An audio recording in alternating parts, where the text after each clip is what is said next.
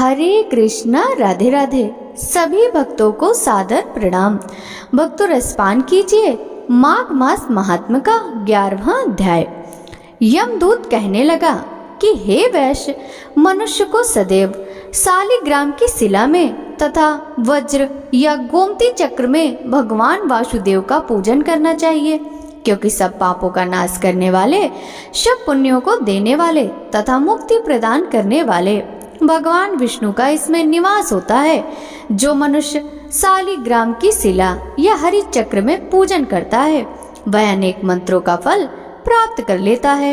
जो फल देवताओं को निर्गुण ब्रह्म की उपासना में मिलता है, वही फल मनुष्य को भगवान शालिग्राम का पूजन करने से यमलोक को नहीं देखने देता। भगवान को लक्ष्मी जी के पास अथवा वैकुंठ में इतना आनंद नहीं आता जितना शालिग्राम की शिला या चक्र में निवास करने में आता है।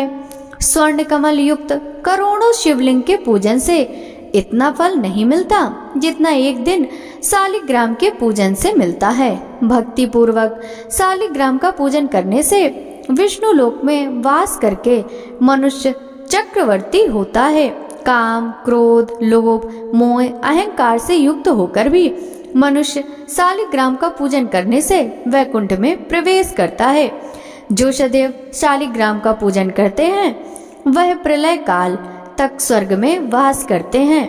जो दीक्षा, नियम और मंत्रों से चक्र में बलि देता है वह निश्चय करके विष्णु लोक को प्राप्त होता है। जो शालिग्राम के जल से अपने शरीर का अभिषेक करता है वह मानो संपूर्ण तीर्थों में स्नान करता है। गंगा, रेवा, गोदावरी सबका जल शालिग्राम में वास करता है। जो मनुष्य शालिग्राम की शिला के सन्मुख अपने पिता का श्राद्ध करता है उसके पितर कई कल्प तक स्वर्ग में वास करते हैं। जो लोग नित्य शालिग्राम की शिला का जल पीते हैं उनके हजारों बार पंचगव्य पीने से क्या प्रयोजन।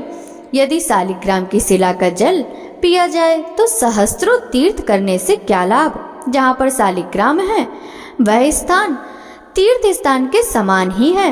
वहाँ पर किए गए संपूर्ण दान, होम करोड़ों गुना फल को प्राप्त होता है।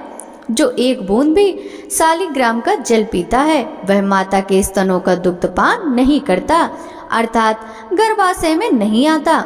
शालिग्राम शिला में जो कीड़े मकोड़े एक कोस के अंतर पर मरते हैं वह भी वैकुंठ को प्राप्त होते हैं।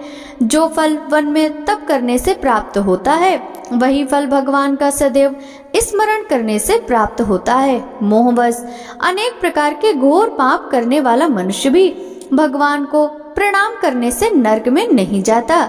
संसार में जितने तीर्थ और पुण्य स्थान हैं भगवान के केवल नाम मात्र के कारण से प्राप्त हो जाते हैं। भक्तों, माघ मास महात्म का 11वां अध्याय समाप्त हुआ। आपसे मिलते हैं अगले अध्याय की कथा के साथ। तब तक सभी भक्तों को हरे कृष्णा राधे राधे हर हर महादेव।